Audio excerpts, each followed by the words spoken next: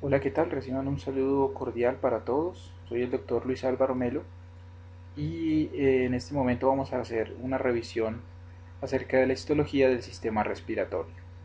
En cuanto a las generalidades, debemos tener en cuenta que el sistema respiratorio está conformado por los dos pulmones y toda la vía aérea que se encargan de llevar el aire hacia ellos. Dentro de las funciones principales de este sistema están la conducción y filtración del aire, es decir, no solo hay que llevarlo, sino también hay que limpiarlo, hay que purificarlo, facilitar el intercambio gaseoso, también es importante en la fonación, en el olfato y en la regulación de nuestro sistema inmunológico. El sistema respiratorio es de origen endodérmico. Podemos encontrar que se divide en dos porciones. Por un lado tenemos la porción conductora, que se encarga única y exclusivamente de llevar el aire, de acondicionar el aire, y está formado por las cavidades nasales, por específicamente la nasofaringe, la laringe y la tráquea, estas como estructuras extrapulmonares.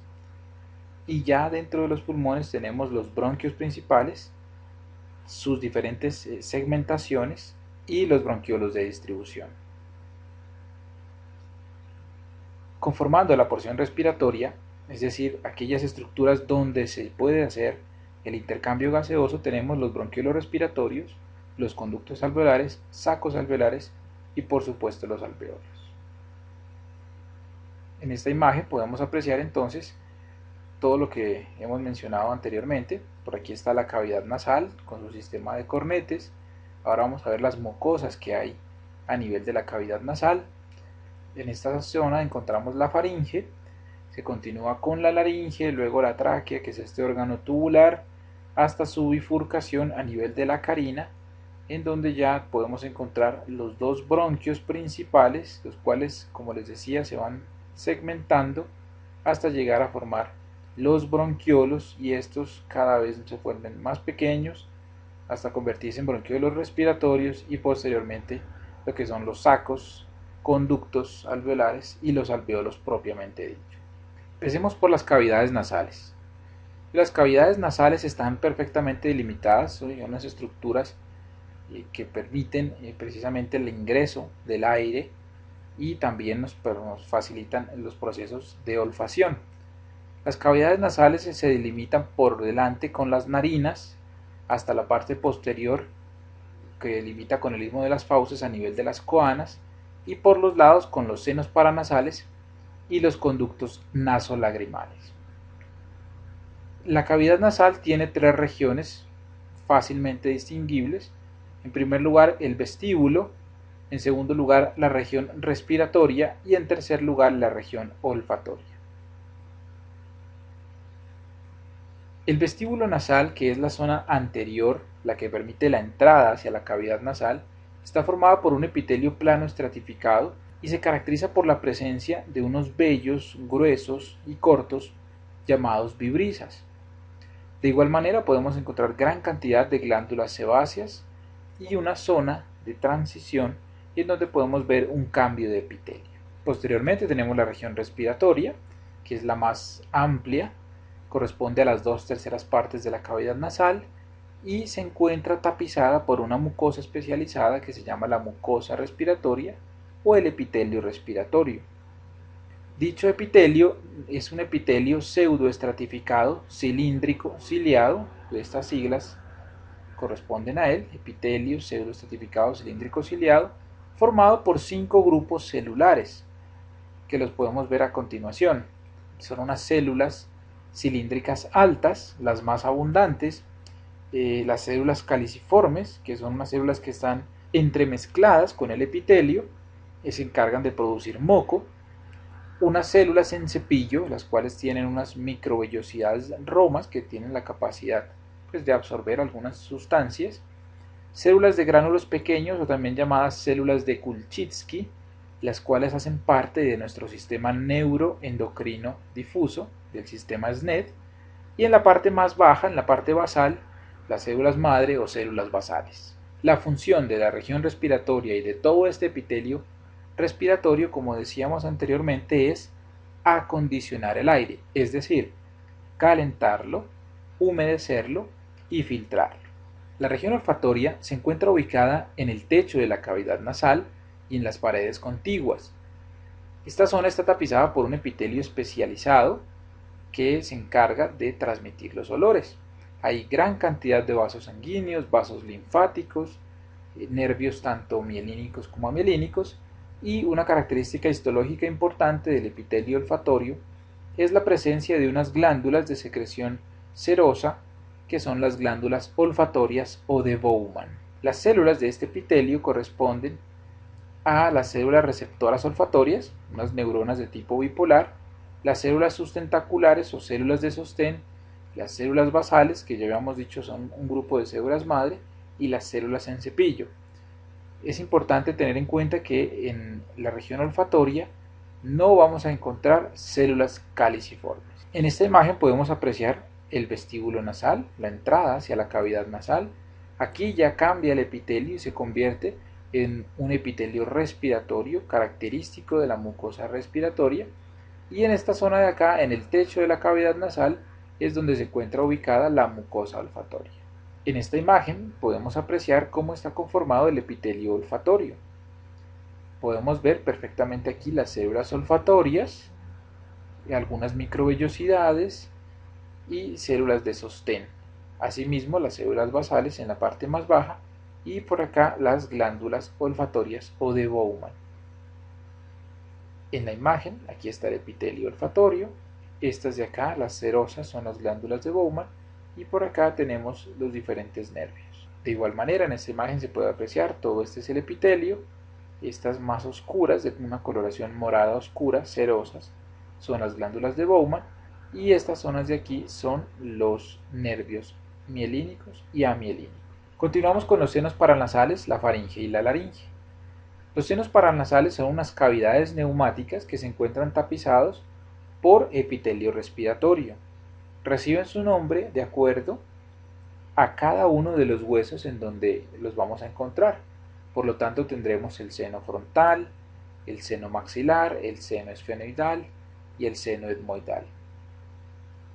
Ellos se comunican por unos estrechos orificios directamente a la mucosa respiratoria y por ahí pueden transmitir sus secreciones, el moco que ellos albergan. Cuando se contamina este moco con bacterias, pues viene una enfermedad que es muy frecuente, que se llama la sinusitis.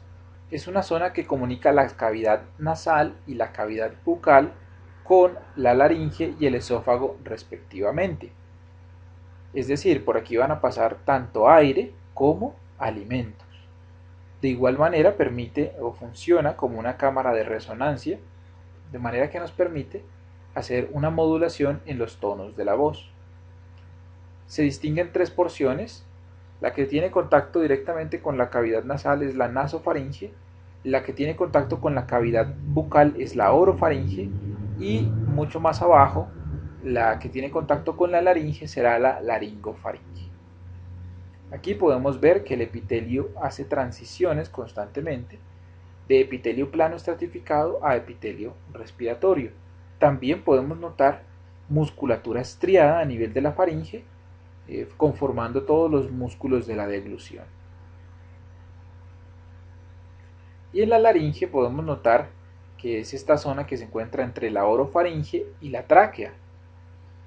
Es una estructura tubular formada por cartílago tanto hialino como cartílago elástico, y prácticamente este es el órgano de la fonación, ya que ahí alberga a las cuerdas vocales. También está tapizada en su mayor parte por epitelio respiratorio, y podemos encontrar, como les decía, los pliegues o cuerdas vocales, que son repliegues que hace la mucosa. Una característica histológica de las cuerdas vocales muy importante es la presencia de un músculo que se llama el músculo vocal y también de unos ligamentos vocales. El aire atraviesa la glotis y al hacer vibración sobre los pliegues vocales es que se produce la voz. Las cuerdas vocales o los pliegues vocales verdaderos se encuentran tapizados por epitelio plano estratificado. Por arriba de estos pliegues encontramos los pliegues ventriculares, que también se denominan cuerdas vocales falsas. Estos pliegues carecen de tejido muscular, que es una característica que nos permite diferenciarlos, y dentro de la parte fisiológica participan también en los procesos de resonancia.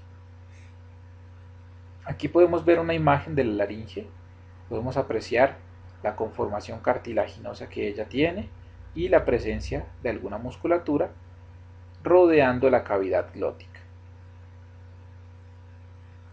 En un corte coronal podemos observar entonces el pliegue ventricular en la parte más alta. Aquí encontramos una zona que se llama los ventrículos y junto a la cavidad infraglótica podemos apreciar lo que corresponde al pliegue vocal. En el pliegue ventricular sus características histológicas más llamativas son la presencia de estas glándulas mucosas, la presencia de un tejido linfoide asociado a mucosas denominado tejido Wald. Y en esta zona también podemos encontrar que los pliegues ventriculares tienen este epitelio, un epitelio respiratorio o pseudoestratificado cilíndrico ciliado. Pasamos los ventrículos y en la parte de abajo encontramos toda esta zona que es el pliegue vocal. Lo identificamos por la presencia de este músculo vocal, esta zona que corresponde al ligamento vocal y porque su epitelio es plano estratificado, como se puede apreciar en esta imagen.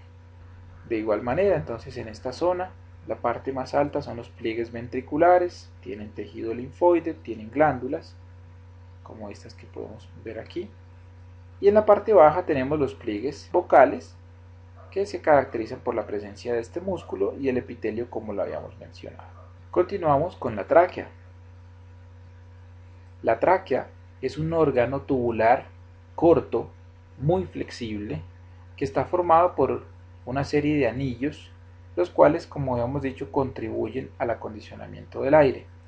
Estos anillos son o están formados por un cartílago hialino, pero son anillos incompletos, es como si tuvieran la forma de una letra C.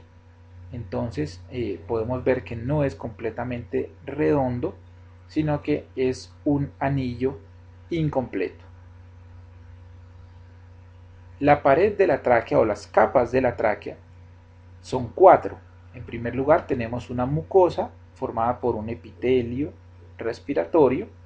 Inmediatamente por debajo de él, siendo parte aún de la mucosa, está la lámina propia, en la cual vamos a encontrar tejido linfoide asociado a bronquios o tejido Wald. Debajo de esta mucosa estará la submucosa, que es una zona de tejido conectivo muy parecido a la lámina propia, que lo caracteriza la presencia de glándulas.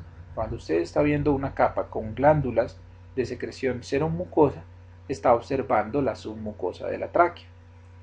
Posteriormente viene la capa cartilaginosa, como les decía, es una capa formada por unos anillos con forma de C, de cartílago hialino, pero es una placa continua, o sea, la C que usted va a observar es continua durante toda la placa.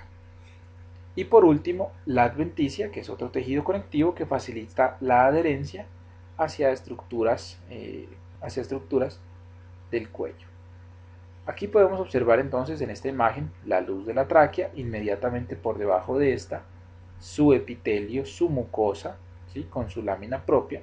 Ya cuando usted observa estas glándulas, entonces estamos hablando de la capa submucosa. Y como les decía, miren que es una capa continua de cartílago hialino, no se corta, no se fragmenta, sino que es una capa continua hasta completar la C. Entonces, de igual manera, aquí podemos observar la submucosa, la mucosa y la cartilaginosa. Recuerde la presencia de pericondrio para poder identificar dónde comienza la capa cartilaginosa. En una imagen más distante se puede apreciar mucho mejor esta continuidad que tiene la capa cartilaginosa. Aquí está la luz, aquí está la mucosa, la submucosa, y miren lo amplia y gruesa que es esta capa de cartílago hialino, ¿sí?, y posteriormente la adventicia. Continuamos con los bronquios. Se han dividido según los diferentes segmentos pulmonares. Entonces, primero tenemos los bronquios fuente o bronquios primarios, uno para cada pulmón. Luego tenemos los bronquios lobares o secundarios, de acuerdo a la cantidad de lóbulos que tiene cada pulmón. Entonces, para el pulmón izquierdo serán 2 y para el pulmón derecho serán 3. Y por último tenemos los bronquios segmentarios o bronquios terciarios, y es uno para cada uno de los segmentos en los cuales está dividido el pulmón. Entonces serán 8 para el izquierdo y 10 para el derecho. Aquí podemos apreciar la distribución de los lóbulos y aquí están pues la distribución que tienen cada uno de los bronquios, y aquí está la distribución segmentaria de los pulmones, que se estudia con mayor detenimiento en la parte de anatomía. Histológicamente hablando, tenemos que poder identificar las capas del bronquio. ¿Cuáles son? Son 5 capas.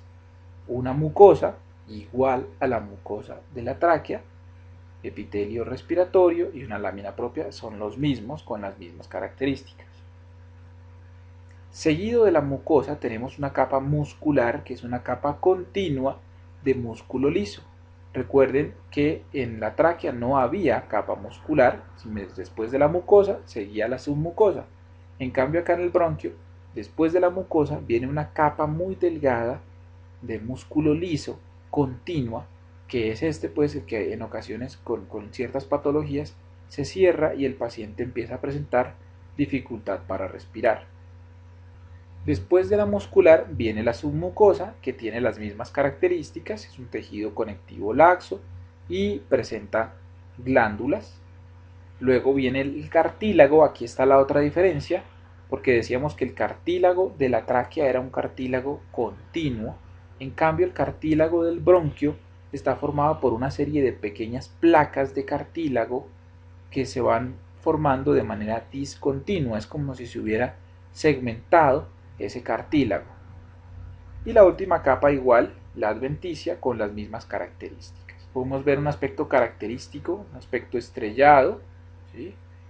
El epitelio aquí está, si usted puede apreciar acá, en esta es una tinción especial que permite observar la muscular de un color verde, verde pálido. Luego viene la submucosa, que es donde están estas glándulas, y miren cómo el cartílago se forma por placas discontinuas, como se ve acá. En esta imagen de pronto se puede apreciar mucho mejor.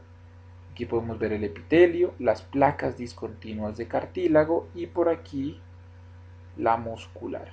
La submucosa no se aprecia tan bien en esta zona.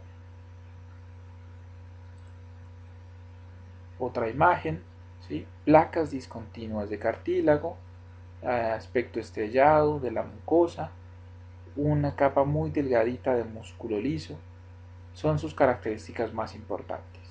Y una más, miren aquí la mucosa, el epitelio que habíamos dicho, epitelio respiratorio, por aquí vemos la delgada capa de músculo, miren cómo la voy delimitando.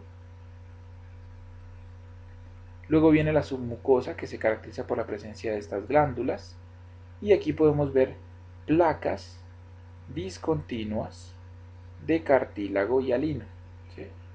Aquí están. Y luego la adventicia. Muy bien, continuamos con los bronquiolos.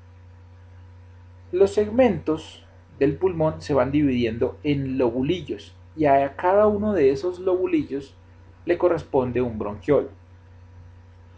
El diámetro es muy pequeño, más o menos estamos hablando de 1 milímetro de diámetro. Los bronquiolos se caracterizan histológicamente porque no vamos a encontrar ya glándulas y tampoco vamos a encontrar cartílago.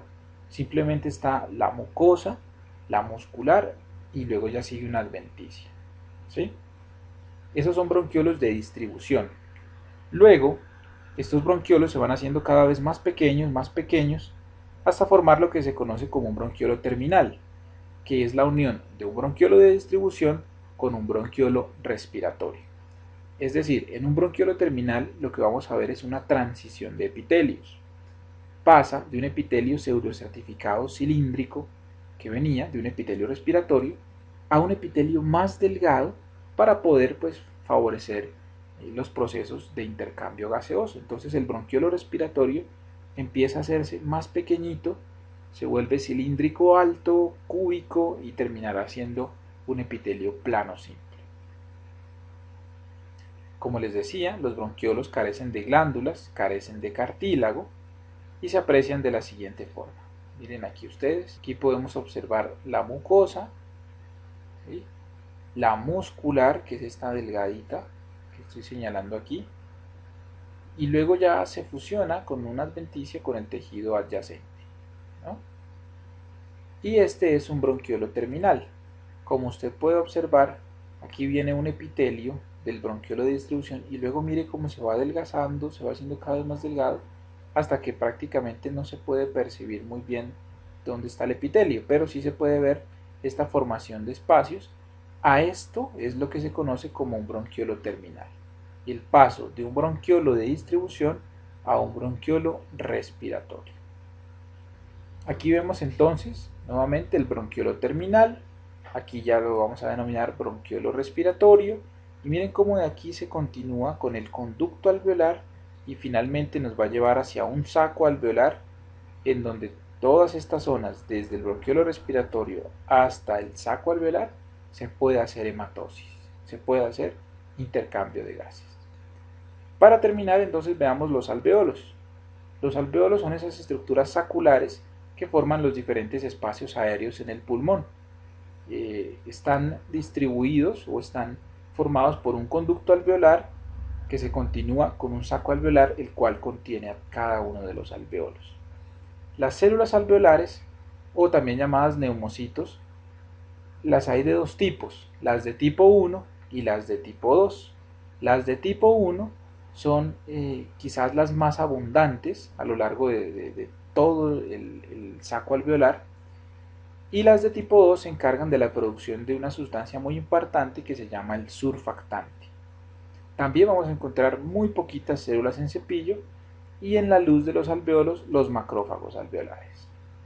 Esta es la imagen de un saco alveolar. Aquí podemos ver los neumocitos tipo 2, que son las células con núcleo redondo de aspecto mucho más cúbico, y estas que son aplanadas son los neumocitos de tipo 1. Aquí hay otra imagen, la flecha verde se está señalando un neumocito de tipo 2, la flecha azul señala un neumocito de tipo 1 y en la luz podemos observar aquí el macrófago alveolar. Para terminar, los invito a consultar los siguientes temas.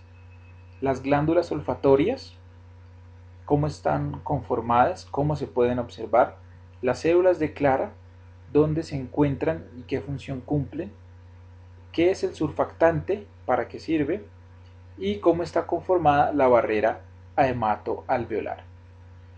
Agradezco mucho su atención y nos vemos en una próxima ocasión.